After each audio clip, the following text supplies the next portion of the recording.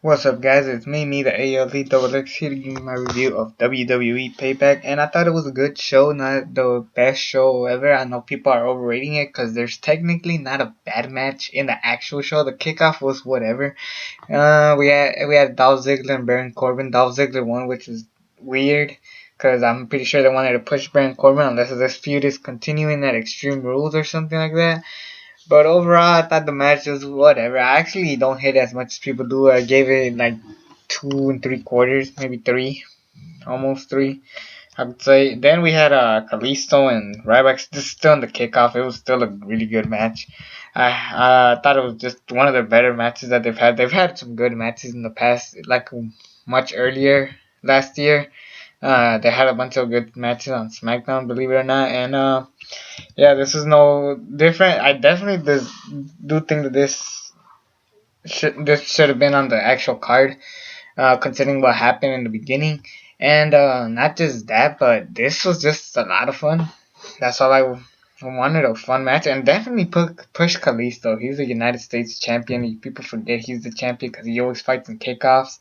Do something with Kalisto. He is just amazing. Don't ruin him just because. I mean, just trust me, you don't want to go that route. Then we had the Vaudevillains versus Enzo Amore and Colin Cassidy, where the winner will face the.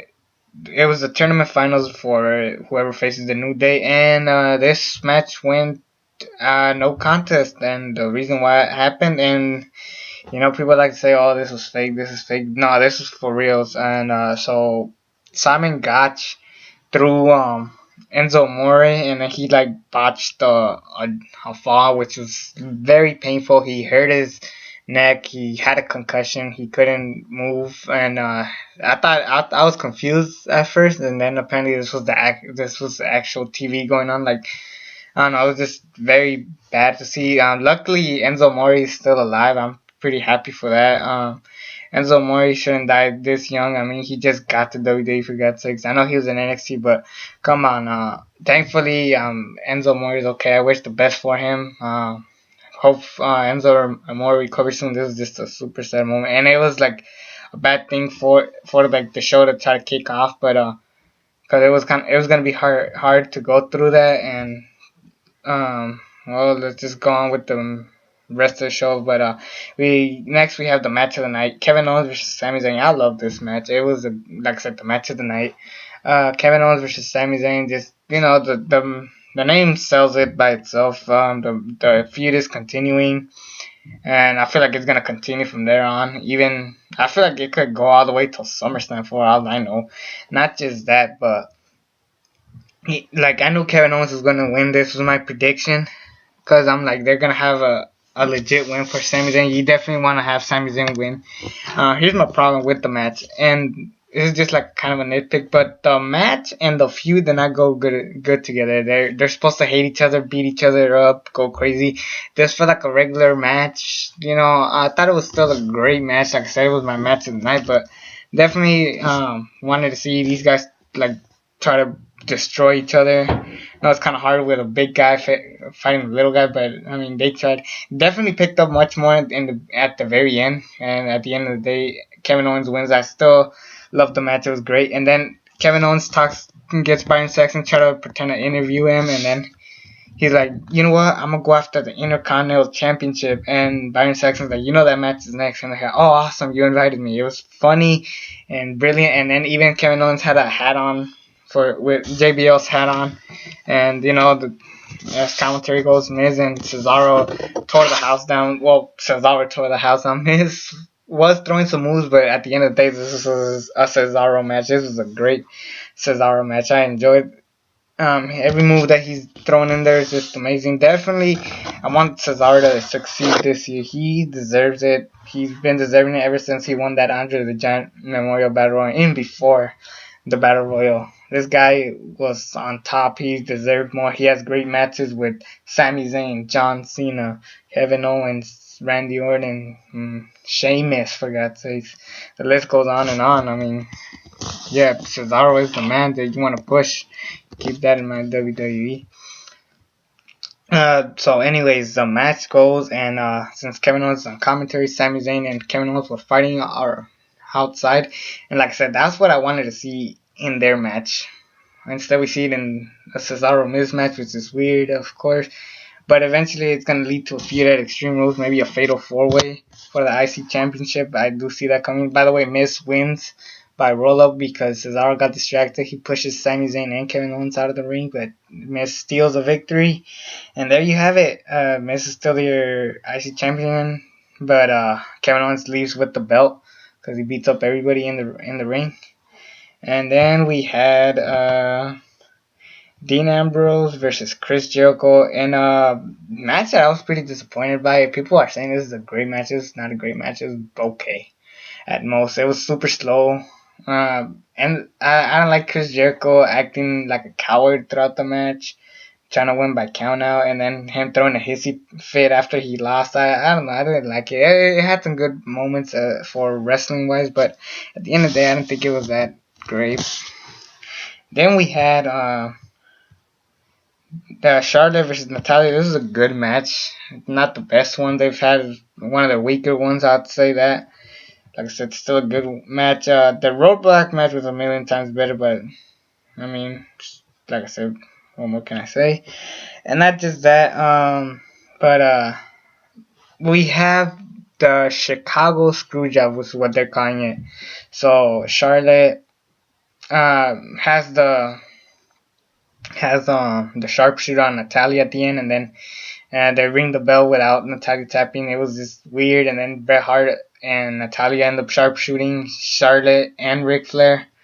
Fine moment. I mean, we had a great Divas match not that long ago. I'm not doing this just because I'm irritated. I got something in my eye. But yeah, we had an amazing match at WrestleMania for the women's championship, and I mean, I want to see more of that. I do see that happening. You know, when we have like Charlotte versus Sasha Banks, maybe when Bayley arrives to the roster, we're gonna have another amazing women's match.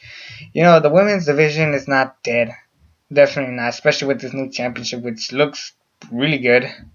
And yeah, just know that it's not the end. Just I wish that they went a different route, and I feel like they would once this feud ends. I don't even know who Charlotte's gonna face next, but whoever it is, I'm expecting better matches from that.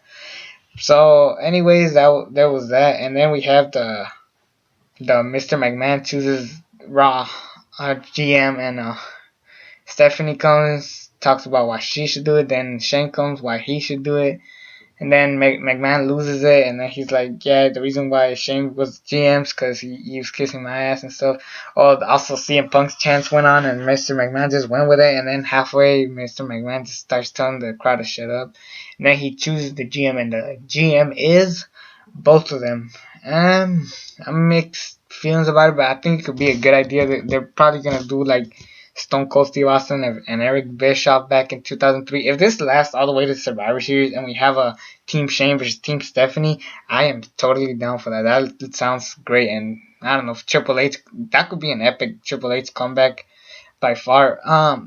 See, that's a booking something right. I thought the fans on, but yeah, that's booking done right, and I'm excited if that's where they're going with. But definitely go that route, and I'll be pretty happy. I don't know how long this could last, but hopefully, just hopefully, it doesn't lead to boring TV. I want to see some good TV with these two interacting. Plus, John Cena's coming back tomorrow. I want to see where that goes. I'm pretty down to see what's gonna happen with these two guys running Raw together. They already ran the main event, which let me talk about now. Roman Reigns and not Sami Zayn. I was gonna say Sami Zayn. AJ Styles. Why the hell did I say that? And then they're talking about how he won the IWGP Championship, TNA Championship. Well, they didn't say TNA, but Roman Reigns and AJ Styles fight. It was a great match. I thought definitely not an amazing match for me, but this is my second favorite match of the show because everything was good to great. And yeah, this match was really good. I really recommend it. And yeah, it ends pretty odd. So AJ Styles jumps and hits Roman Reigns, and they break a announce table. AJ Styles walks back in the ring and wins by countout. And then Shane McMahon says, no, now it's going to be a no countout match. And then I knew what was going to happen. Stephanie was going to come out and say no DQ because Roman Reigns is going to get himself DQ. That is exactly what happened. So then it just ended up kicking off much better, and it was pretty good. And then I'm like, oh shit, the Bullet Club's going to come in. Then the Usos are going to come in. No Finn Balor. No. So for those people who were excited for Finn Balor, he's not coming out. I'm assuming he's gonna come out either tomorrow night on Raw or after Extreme Rules. I'm saying because I'm pretty sure they're having an NXT Takeover special called NXT Takeover Revenge, which I'm assuming is gonna be the last match between Samoa Joe and Finn Balor. So I'll say that's probably gonna be saved for later. As far as this goes, I'm still saying this is a good show to go watch. I'm gonna give it an 8 out of 10, and it's fair. It's by far WWE's best pay-per-view so far in a while. Definitely, I wanna say is one word for watching. I could say, I mean, despite the beginning of how Enzo got injured, which I still feel bad for. Hopefully, I'm really hoping for Enzo for the best, not just because he has great mic skills, but he didn't deserve that. It was an accident. I'm not blaming Simon Gotch. It's professional wrestling. So yeah, just hope the best for Enzo. Hashtag get well Enzo. Let's start it now. Hashtag get well Enzo. Anyways, it's me, the aLeXx. Hope you enjoyed the show. It was okay. It was good for my opinion. I enjoyed it. And until then, I'm out. Oh yeah, one more thing. Yeah, check out all the stuff down below. And another thing that I forgot to say, I did got a chance to get ready for my video of the best matches of April. Don't think I forgot. I'm gonna do that. And also, I saw Captain America Civil War, so expect a review soon. Yeah, now I can leave. It's me, the aLeXx, and until then, I'm officially out.